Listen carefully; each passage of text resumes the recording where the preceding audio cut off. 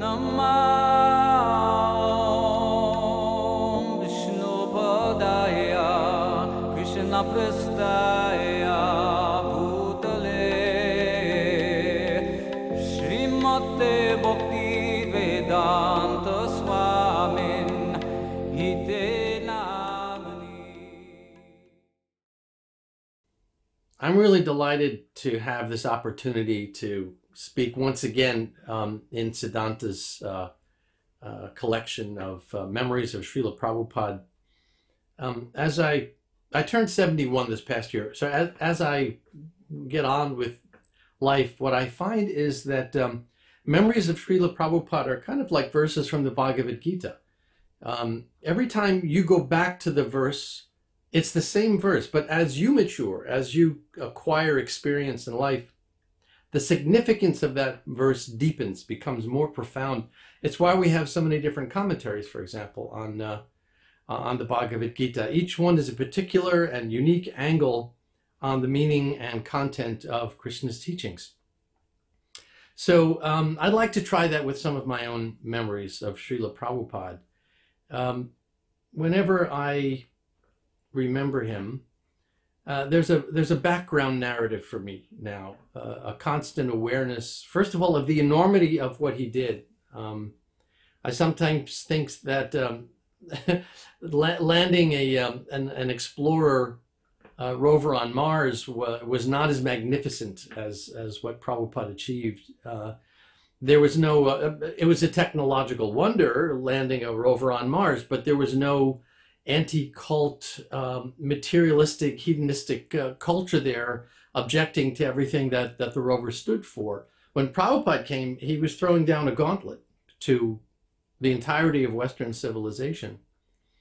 So when we pray Nirvishesha Shunyavadi, those ideologies are the very foundation of the postmodern world.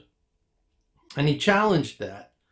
And often I chide myself for not having had the understanding of how important it was to spend time with him and to question him further about what was going on.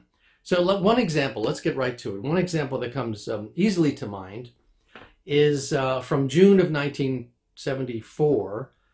We devotees in France had organized a program for him in Paris at the concert hall called Salle Pleyel, which is 3,000-seat venue, one of the most distinguished venues in the city. All of the great composers from the early part of the 20th century, Wagner and Stravinsky and Debussy and Ravel, they'd all performed there.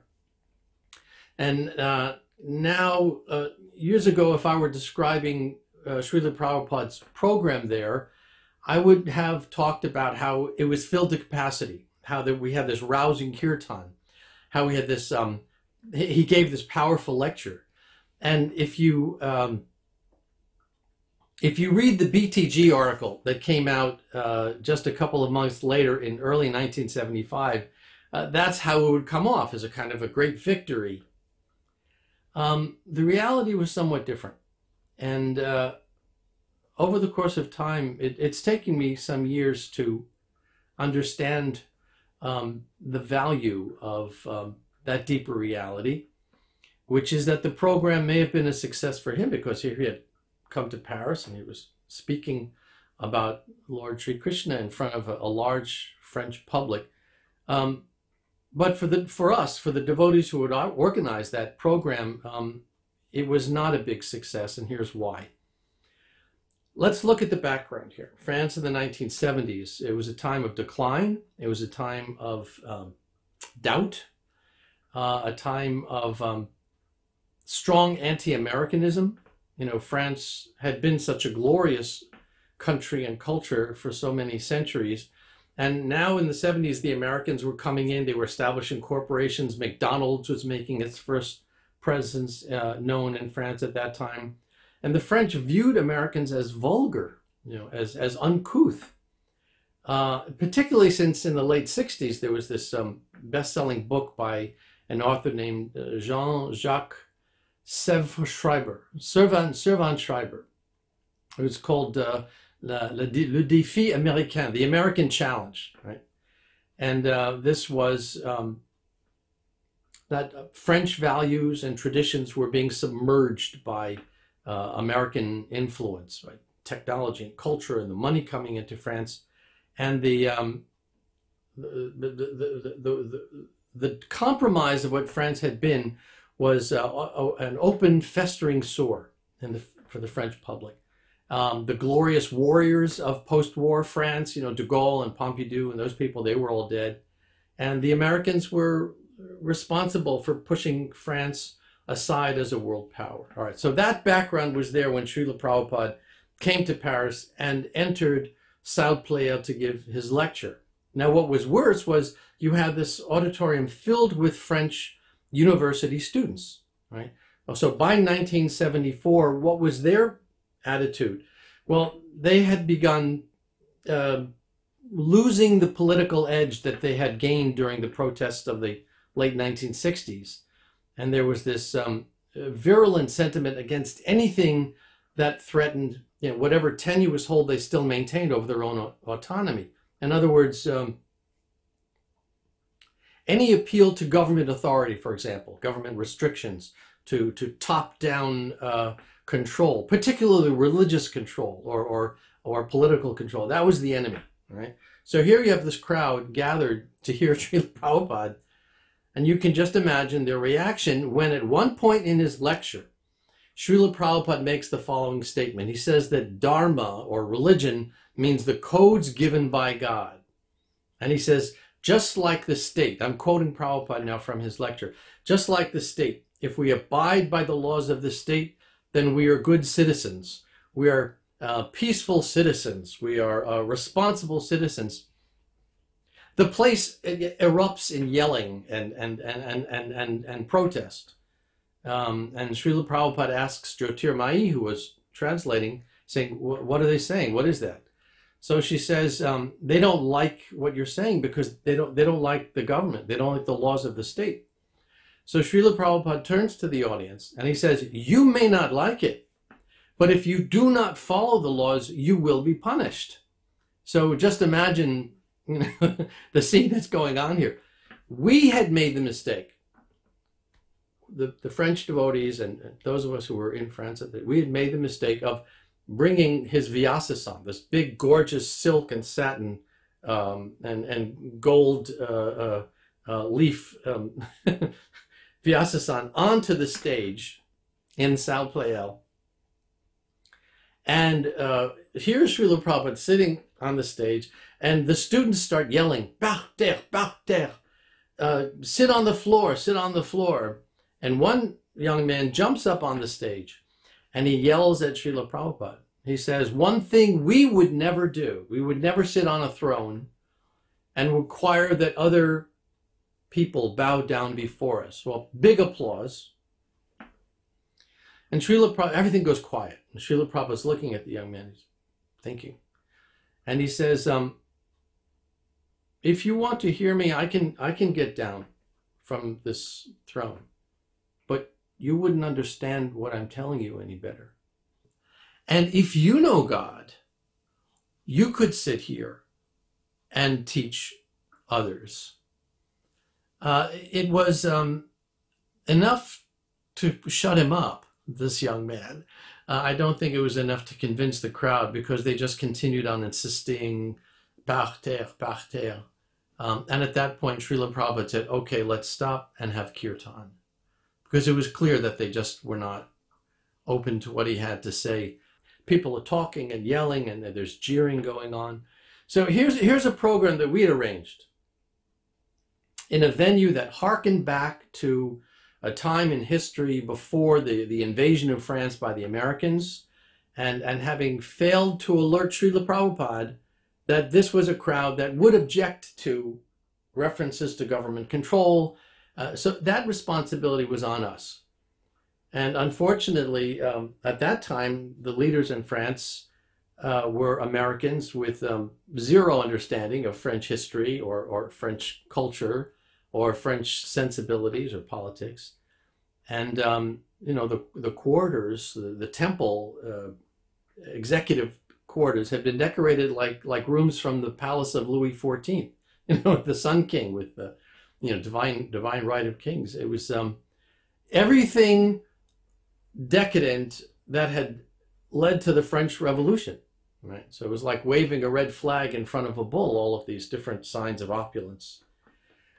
So the deeper sense of the event, and this is where I'm getting to with this, is that over the course of the years, the deeper sense of this event has penetrated and made itself known to me. And the deeper sense was that the Sal Pleo lecture was extraordinary for Srila Prabhupada, but it was a miserable failure on our part. And frankly, the editors of Back to Godhead didn't know what to do with it. If you read the transcript in the 1975 Back to Godhead article, they edited out everything, all the rioting, all the yelling, all the objections that were being hurled at Srila Prabhupada from the audience, and the debate that was going back and forth. There's no commentary, no analysis. It's just a straight edited down version of Prabhupada's comments there. So you can apply this same kind of deep scaling, if you will, to pretty much every Prabhupada memory. So what's the takeaway from this particular memory? Well, for me, I look back and the takeaway is that I'm reminded that Krishna consciousness is not one size fits all. That we have to be careful to know our audience, to know the people we're speaking to, anticipate objections, understand that these people are worthy of our compassion, right? And for their situation, the life that they're leading in this world. And if you really care for someone, you don't pontificate, you don't preach at them. You approach them where they are with a sensitivity to the life they're living and address their needs. And that takes some effort. Afterwards, he made the surprising comment to us that the next time I come to Paris, if I do a program like this, just bring a simple wooden chair. They don't appreciate the respect that you offer to your spiritual master and the elaborate Vyasa-san. It's not helpful. So next time I come, we'll make it simple. And so he understood. He was sensitive to that. There was no insisting on the formalities and the rituals. Whatever was important, whatever needed to be done for reaching people where they are, he was in favor of that.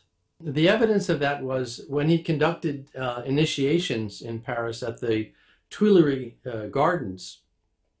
His opening statement, as he was sitting there before the fire ceremony in this park in Paris, he said, you French people, there's a big crowd around it, you French people are recognized as a very revolutionary people. And the place broke out in applause. Everyone was thrilled that they were being recognized in the way they wanted to be recognized. And then as the applause died down, he said, therefore, I request you to please join this Krishna consciousness movement, for this is the ultimate revolution. And so that's preaching. There's another occasion that comes to mind in terms of this revisiting of memories of Srila Prabhupada and going deeper into their meaning and what they had to convey to us. He visited Geneva, and at the time there was a very distinguished Sanskritist named Jean Herbert. In English we'd say Jean Herbert. Born in 1896, same year as Srila Prabhupada. Professor Herbert passed away in 1980. So this was maybe 5 years or 6 years before he died. And he had a very distinguished career, this man. He was in World War I and had earned some distinction as a soldier. And afterwards had turned to Hinduism and Buddhism. Eventually, he was initiated by Sri Aurobindo in India. He traveled, spent a lot of time in India. He actually actually met Srila Bhaktisiddhanta Saraswati, one of the few people I've ever encountered who met Bhaktisiddhanta Saraswati, and wrote many books about Hinduism, Vedanta, and so on. So a distinguished man. Now, again, at the time, I didn't know this. I had no idea how much of his life this man had given to exploring life's spiritual dimensions. There was this almost a kind of a silly pride or egoism that scholars don't know, we know, right? So when I went to pick him up in a car, we brought him back to the Geneva Temple to meet Prabhupada. I admit to a certain kind of bias, almost a kind of a repulsion that I felt that this man thinks he knows India. He thinks he knows the philosophy of India, but he doesn't. He came in, he was a heavy-set gentleman, and he sat down in Prabhupada's room. And Guru Gauranga, who was the temple president, had given Srila Prabhupada earlier in the day a copy of one of Professor Herbert's books called Krishna the Divine Lover. And in this book, Professor Herbert interpreted pretty much everything relating to Krishna as metaphorical. The dust raised by the hoofs of the calves was a metaphor for this, and the gopis were a metaphor for that. And, the typical Mayavada idea that form is an illusion. When God comes into the world, he assumes form, and then when he's done with his pastimes, he again becomes the all-pervading impersonal Brahman. Prabhupada had been looking at this book, and Professor Herbert sat down, and Srila Prabhupada said, "I've been reading your book." And Professor Herbert, who was a kind of a jolly fellow, started chuckling and said, "Yes, Swamiji," he called him Swamiji. That book took me 20 years to write. Prabhupada looked at him and said, "Yes, and there are still mistakes in it." And then he pointed to all of us sitting in the room, his disciples, young students. And he said, the way to know Krishna is the way these young people are approaching it. This is the time for enjoying. They're at an age when most young people are out trying to enjoy their life. They've given up everything to know Krishna. That's the proper approach.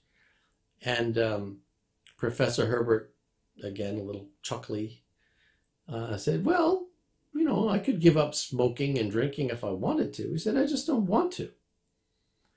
So Prabhupada gave him one of those kind of penetrating looks that only Prabhupada could give and said, "Yes, therefore you have a long way to go on your spiritual path." And he handed him a copy of Nectar of Devotion. And he said, I would request you to please read this book. And he described a little bit about how it was by Rupa Goswami, and it describes the details and the depth of devotion to the Supreme Personality of Godhead. And they discussed some other things, and it was all very polite. And eventually Professor Herbert thanked Prabhupada and got up and went on his way. After Prabhupada would meet people in these days, and he liked meeting people, so we set up a number of such programs for him. We would all gather around afterwards for the, let's go to the videotape. Let's do the recap, the post-mortem. Let's hear it. Let's get the skinny on this. And we were expecting Srila Prabhupada to kind of put him down. This man is an impersonalist, and he doesn't understand Krishna, and so on. Prabhupada was silent. He didn't say a word. And after a few moments, Guru Gauranga looked at him and said, "He was a big demon, wasn't he, Prabhupada?" And Prabhupada kind of shook his head and said, "No. He's been contaminated by spending time in India with Mayavadis. But I have read in his book," and he took his book and he opened it, and he said, "I've read in his book, he has written the name Krishna many times. This will greatly benefit him." Well, I mean, you could have knocked us over with a peacock feather. We really were expecting some kind of, boom, bam, putting down of this person. And that was our naivete. It's taken me a long time to recognize not just this was exceptional behavior on Srila Prabhupada's part, great compassion and so on, but it was, to my memories of him, an ideal example of the kind of behavior that we're meant to cultivate as representatives of Srila Prabhupada, as representative of bhakti culture. Sometimes, in our youth, we thought that the proper attitude was kind of, the lion guru and kick on their face kind of thing. We've learned better now, and we see, first of all, that doesn't work. That doesn't bring people to Krishna. And secondly, that if you study Srila Prabhupada's life, those moments where he was being tough were usually in discussion with his disciples. It wasn't in the public. It wasn't when he was talking to a guest. When he was talking to a guest, he was polite, he was respectful, even if he did make some critical comment. I don't remember a guest ever feeling insulted, not once.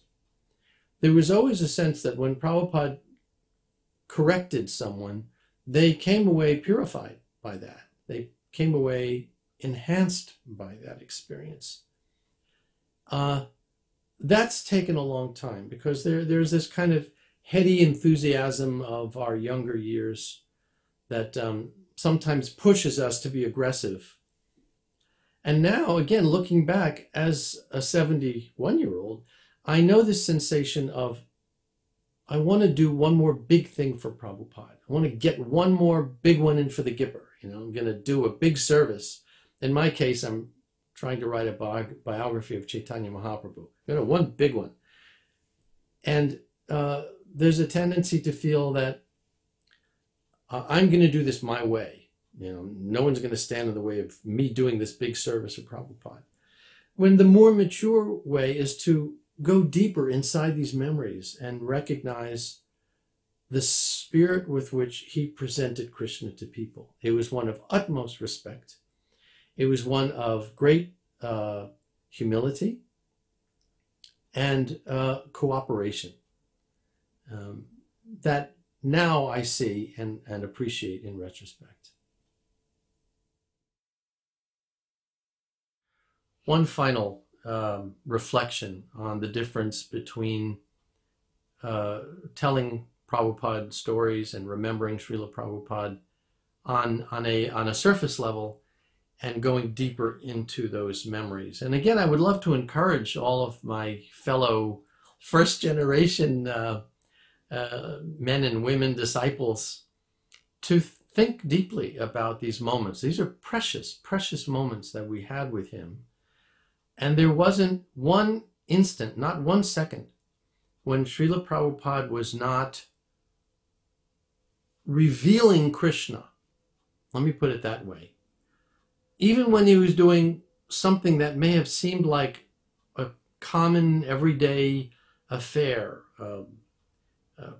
preparing to go somewhere or arranging, all that I can say is, looking back, everything about him was in service to Krishna and a revelation. And if you focused on, if you meditated on what he was doing or what he was saying, there was a depth to it. And it doesn't necessarily reveal itself casually, just by, well, he went here and then he had this samosa and he went for a walk. And you really have to think about what was going on. What's the background? What's the circumstance? What are the conditions around him at that moment? One quality that we discuss when we discuss the qualities of a pure devotee is poetic. And I've been thinking a lot about that lately, how our lives as devotees are poetic lives, beyond the philosophy and the scriptures and discussion about fine points of theology. When you arrive at Krishna's lotus feet, all of that kind of falls to the side, and you enter a world of poetry and dance and song and art and nature. You know, Mahaprabhu used to embrace trees, calling them his beloved, thinking that here is Krishna. And Prabhupada was very poetic. Memories of those moments are a great solace to me in separation from him. I remember one time, it was probably the first time I met him in Paris back in 70, 71. We were discussing art, and I was asking him, what is the definition of art in Krishna consciousness? And it's a longer discussion. I won't go into the whole discussion about it. But at one point, there was a vase of roses on his desk. He lifted one of the roses, and I watched him look at this rose, and he kind of twirled it between his fingers, and he was appreciating the shape of each petal and the symmetry of the flower. It was a beautiful red rose. And he held it up to me and smiled and said, "Just see Krishna's artistry." And then he smelled it. I said, "How does this flower know to pick this one particular scent from the earth? There are so many different fragrances in the earth. How did this flower know to pick this one fragrance?" And he smelled it again. And I'm watching him. I couldn't blink. It's just the most beautiful thing. And you know, there's a book of Prabhupada's poetry. I don't know if people realize that he wrote a lot of poems. I believe it was published, but if you probably did a Google search for Prabhupada poetry, you'll find quite a bit of it. That's a great comfort. Also, looking back now, recognizing that what he gave us was more than philosophy, more than the mechanics of reorganizing our lives in a way that's favorable to spiritual advancement. He also gave us an aesthetic. He gave us a beautiful way of living that I think if more people just were exposed to the beauty of Krishna and the world of Krishna, there would be less hatred and violence. So we can be thankful for that as well.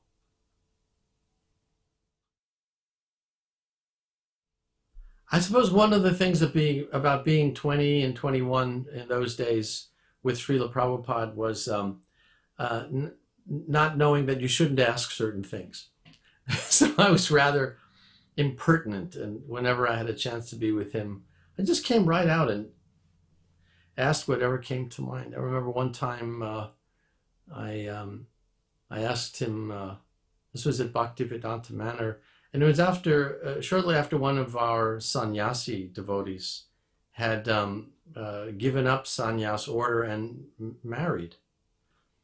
And it wasn't the first time it had happened, so I said, point blank, I said, "Srila Prabhupada, what should we tell people when they ask us how come all our sannyasis are getting married?" And there was another devotee in the room who just fell off his cushion. I said, "Yogesvara, what are you doing? What are you asking?" And Prabhupada said, no, it's a good question. It's a good question. And he thought for a moment. He said, well, there's some precedent in our history. He said, Nityananda Prabhu was a sannyasi, and then afterwards he married. And he said, but what's the difference? He said, what does it matter? If someone is comfortable and able to go on with their, he called it preaching work. He said, then with this ashram or that ashram, what does it matter? So he was being, again, very liberal, very reasonable. He wasn't at all harsh about someone who may have accepted the renounced order prematurely. You know, in those days, it was emergency work, and Prabhupada was awarding sannyas to very young men who, in several instances, just weren't ready for the austerity of it. And I think he knew he was taking a chance. He said to me once he had taken a transcendental gamble by coming from India and giving us the highest fruit of the tree of devotion. So he knew that there was a risk involved. He had to take that risk in order to establish roots for his movement in the West. Another time, I asked him, what do you think about psychotherapy? What do you think about analysis? And he said, oh, I have some appreciation for it. He said, one of my children came back from college and was tapped his forehead. He wasn't right in the head. And so at that time in Calcutta, there were two wings to the hospital. There was a British wing and a Hindu wing. And he said, I spent a lot of money sending my son to the British wing to get help from a therapist from England. And I asked him, how did it work? And he said, for some time it did. He said he was, better, normal. And then he said, one day he left home and I never saw him again.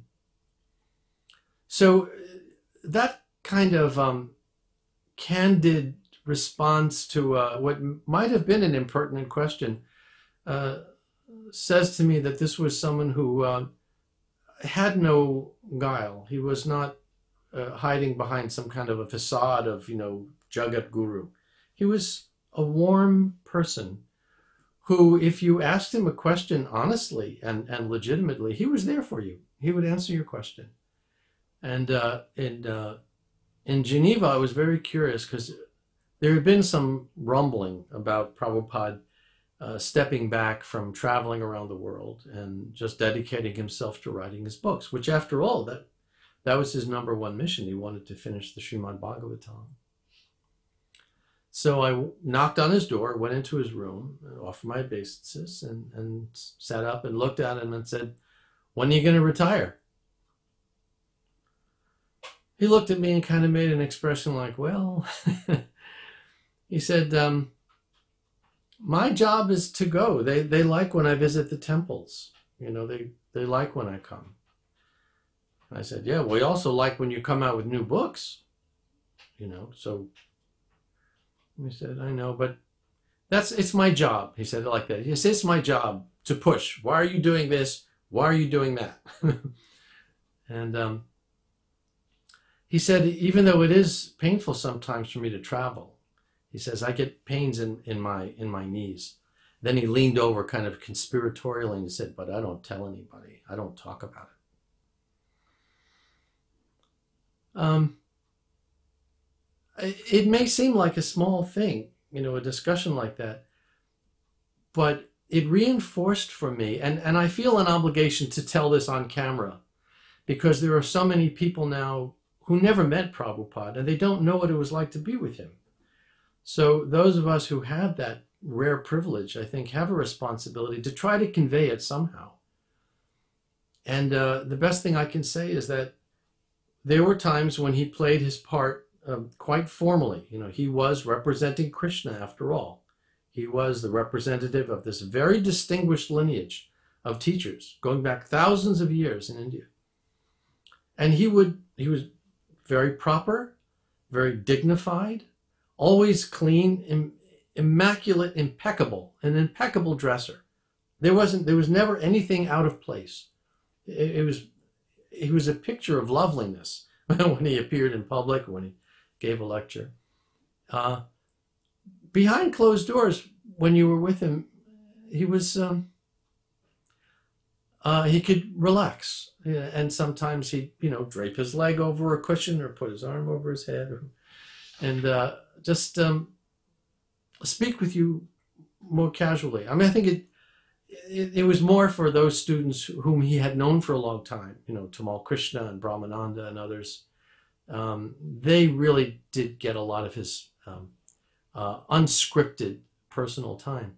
But I was fortunate in getting some of that as well. And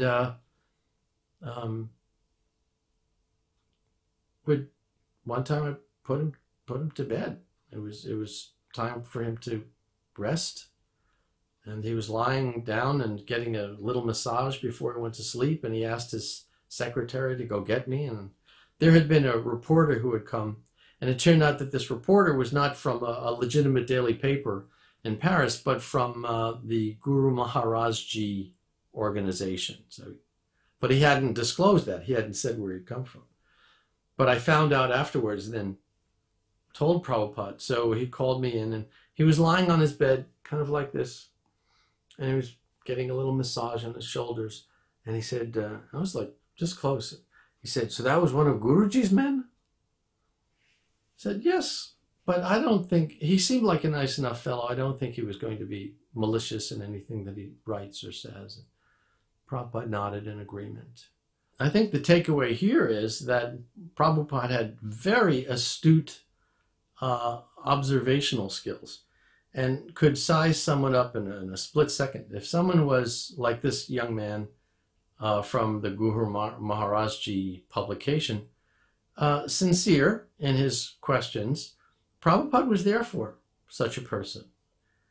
If he sensed that someone was being argumentative or challenging, that was a whole other kind of response, a whole other energy. But it didn't matter what someone's background was. If he sensed that they were interested, legitimately wanting to know what is Krishna consciousness, he would spend a lot of time with them. There was a gentleman who came to see him in Geneva at the tail end of a series of other guests. The other guests had been distinguished VIPs from the United Nations and other organizations. And this man was a very simple, humble person who was had come to the temple a couple of times. And so after all of these kind of high-level conversations, this man comes in and Prabhupada looks at him and says, so, do you have any questions? And the man says, in French, and we translated, said, no, I heard that you were coming. And I was just so happy to think that I would get to meet you. And so thank you for receiving me. Prabhupada looked at him for a moment like this.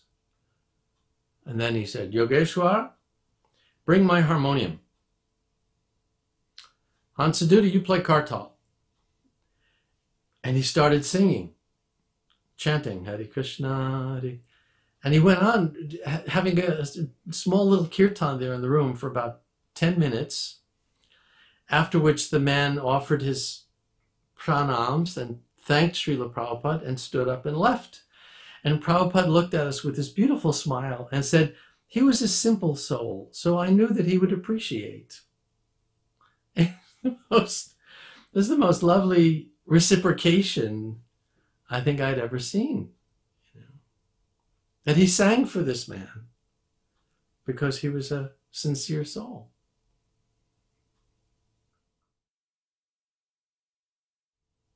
Perhaps one further reflection on time with Prabhupada was witnessing his appreciation for even a small service. To say nothing of a big service, he acknowledged people. That's very important. I think we need to remember how powerful it is just to say thank you. People, whatever small effort they may make, whatever humble service they may offer, if they're acknowledged, if they see that their service is meaningful, they'll feel encouraged to go on in their service. Prabhupada knew that. He knew that to the depth of his being.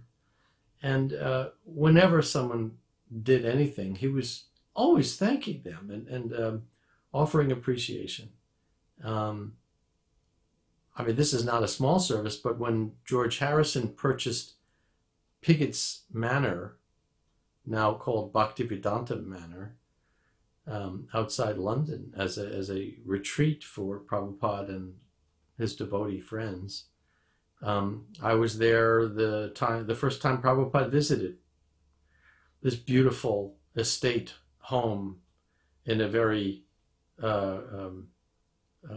residential part of the London suburbs.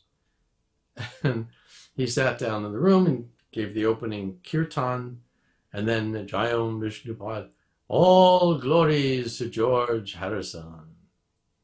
And everyone, of course, laughed heartily. You don't usually acknowledge someone like that in the Jayam prayers after a kirtan, but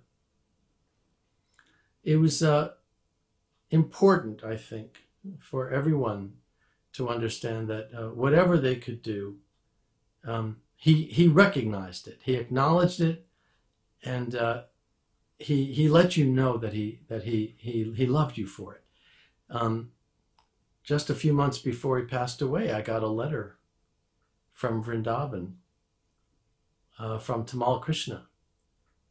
I had not been with Prabhupada for, I guess, 8 or 9 months, and I'd gone back to New York from Bhubaneswar. The last time I saw him was January of 77 in Bhubaneswar, India.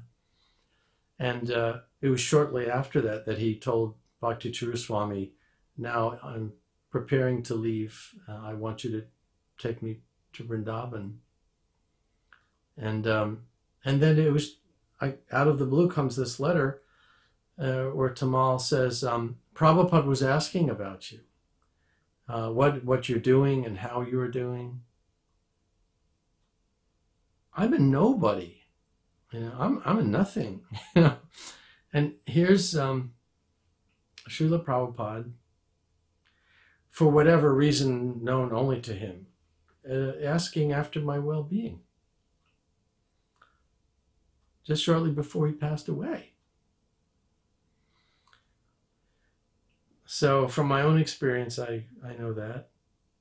But it's important, I think, for us to recognize as well that that's a critically fundamental quality of devotees, is to acknowledge others for even the smallest of services, because that acknowledgement is the spark that can then be fanned into a flame of love for Krishna. So always remember to do that and acknowledge people's service. This is healthy, this exercise, and just kind of remembering Prabhupada and getting to describe some of the memories. Things come back to the surface that I haven't thought about in a long time. For example, he had extraordinary linguistic skills.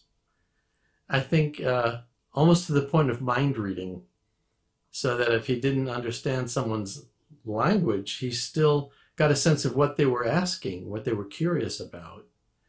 A couple of examples come to mind. One was Himavati told me this story. We were together in Hamburg, Germany in 1970. It's going back a ways now. And Prabhupada was giving a lecture on the verse Patram pushpam phalam toyam. If one offers me with love and devotion a fruit, a flower. Himavati, who was the cook at that time in the Hamburg temple, was thinking flower. Cauliflower? Prabhupada looked at her and said, yes, cauliflower.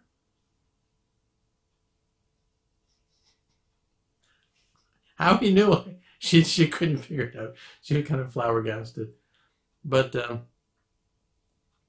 he would do that on occasion. He would kind of look at you and intuit where you were going with something. George Harrison was sending some of his friends to see Prabhupada at Bhaktivedanta Manor, and one day Donovan showed up with his bass player and their girlfriends. So Donovan sat down in front of Prabhupada in his room and looked at him with the deepest, unblinking eyes. It's like he was studying Prabhupada minutely. And his girlfriend was sitting next to him on the cushion on the floor, and she had come in wearing a mini skirt. So Prabhupada looked at me and said, put a chadar over her legs. So I took my chadar and put it over her legs. And so Donovan's looking and looking. And Prabhupada's looking back at him. It's intense electricity between them. And we're all waiting for something to break the silence. And Prabhupada goes, he thought of what he wanted to say. And he quoted a verse from the Rig Veda. He says, this verse says music is the highest form of education. And then he says, you should do like your friend George Harrison. He says, I'll give you the subject matter and you can write the songs. So there, in 30 seconds, the first minute of their meeting, Prabhupada gave Donovan a life mission, the way Bhaktisiddhanta Saraswati had given him a life mission within the first few moments of their meeting. And Donovan is, listening very carefully. And then they go into a discussion about the method, the means for knowing God. And Prabhupada described, there is a way to know God, just as there's a way to play guitar. Notice the way he's very, very personal, always coming up with something that connects with the individual. So just that there's a method for playing guitar. He says, because you know that method, everyone comes to hear you sing and play. He said, if I tried to play guitar, even a dog wouldn't come and listen. And so me, I'm on the sidelines. So silly me, I chirp up, jump in and say, but you shouldn't think that chanting Hare Krishna is some dry, mechanical method. It's actually very pleasing to the soul. Prabhupada shoots me a look like, what are you doing? He said, don't do that. He said, first, we're discussing, let him accept that there is a way to know God, and then we can describe what that way is. So he had a logic to the way he was conducting his conversation. I didn't understand it. So after a while, Donovan's girlfriend's getting kind of restless. So she leans over and whispers something into Donovan's ear and breaks his concentration. Donovan goes, what? Oh, I'm afraid we have to leave now. So the four of them stood up and left the room. And Prabhupada started chuckling and looked at me and said, she was thinking, and kind of like prompting me to finish the sentence. So I did. I said, she was thinking, if he gets too interested in Krishna, she's going to lose him. And Prabhupada started laughing and laughing and laughing. So I don't know if that's mind reading or not, but he understood people's thinking quite clearly and would very often address the thought behind the words or the thought behind the question. It was extraordinary watching him do that.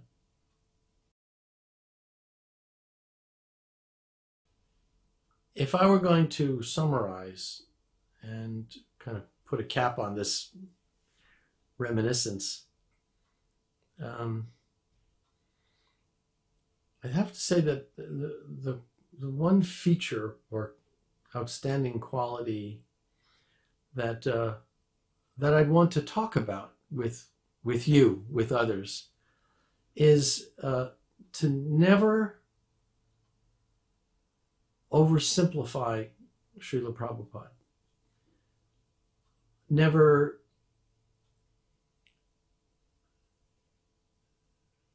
misunderstand one comment as being a rule for all time and all circumstances.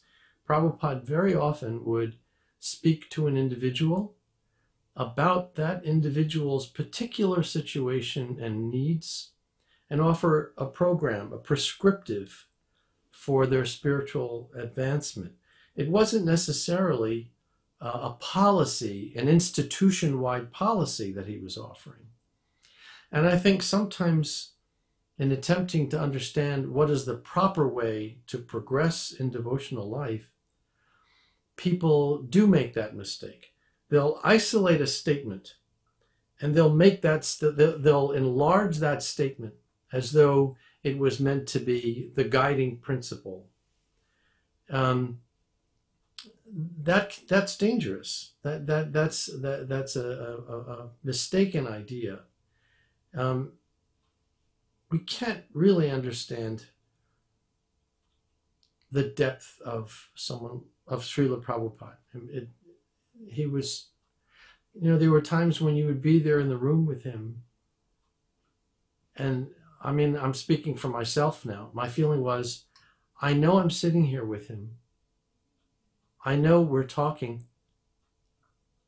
He's someplace else. I'm not seeing all of him. So, and what he's saying is specific to me, but there's something else going on.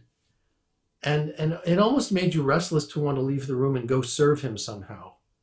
As though sitting there with him didn't really accomplish the relationship. It wasn't fulfilling the relationship because he was so, I guess we use the word transcendental. He was not a person like other people. He was warm as warm could be. He was as human could be. And yet there was a part of him that was so absorbed in his love for Krishna and in the mission that his Guru Maharaj had given him, that you really did feel, I'm not seeing the totality of this person. I think it's important to remember that we don't fall into a kind of sentimentalism about him. Disciples who did that often left. Disciples who tried to relate to Prabhupada like a surrogate father, material father, they fell away because the reason they were doing that was material. They had not had a fulfilling relationship with their family parents, and so they were looking for some other way to fill that need. And that's not why he came. As warm as he was, as encouraging and paternal as he could be at times, he didn't come to be a sentimental substitute for the father you never had.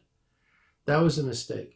He was a transcendental personality, and that would come through to me. For example, you never just touched him.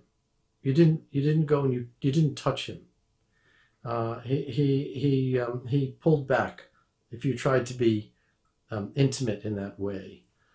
If he had to touch you, for example, to guide your hand or something, it was a Gurukul student showing him how to write, he would actually just do it with 2 fingers. He would be very gentle, almost a formal touching.